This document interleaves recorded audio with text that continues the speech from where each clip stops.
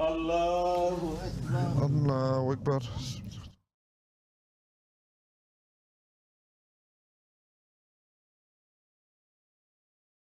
C'est Christian, 49 ans. Comme tous les vendredis, il vient ici prier, infidèle comme les autres. L'islam est quelque chose de collectif. On prie ensemble. Avoir cette pensée commune, c'est quelque chose de très fort. Je pense que vous avez pu voir qu'il y avait une vraie fraternité, il y avait une vraie joie, il y avait des gens qui ont des sourires, qui sont heureux. C'est un grand moment. Christian est devenu musulman il y a 7 ans. Il y a plusieurs fois que les appels à prière me donnaient la chair de poule. Ces livres sur la vie du prophète me faisaient pleurer. Il faudrait peut-être que je me pose des questions. Il se plonge alors dans le Coran.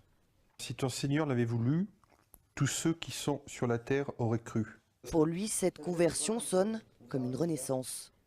C'est mon choix, c'est ma vie, c'est mes convictions. Et puis je considère que les sensations, les émotions que j'ai ressenties, c'est aussi une forme d'appel. Et que voilà, il y a un moment où il faut accepter les choses et se laisser porter. Et depuis que je suis musulman, c'est un vrai bonheur, ça a été un vrai réconfort dans des moments très difficiles dans ma vie.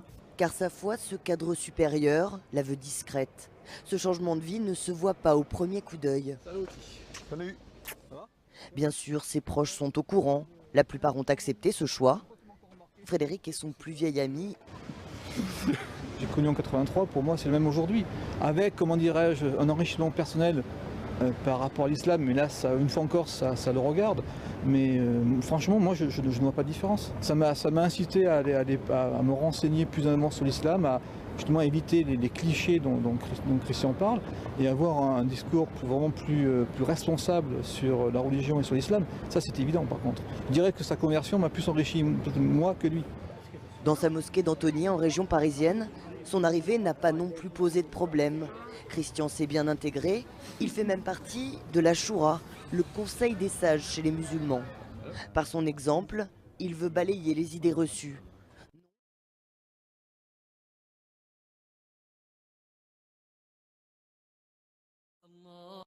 C'est des gens qui ne connaissent rien à la religion, ils sont musulmans en 3 mois, ils n'ont jamais vu un imam, ils n'ont jamais lu le Coran en entier, en 3 mois, ils n'ont même pas eu le temps de faire le ramadan.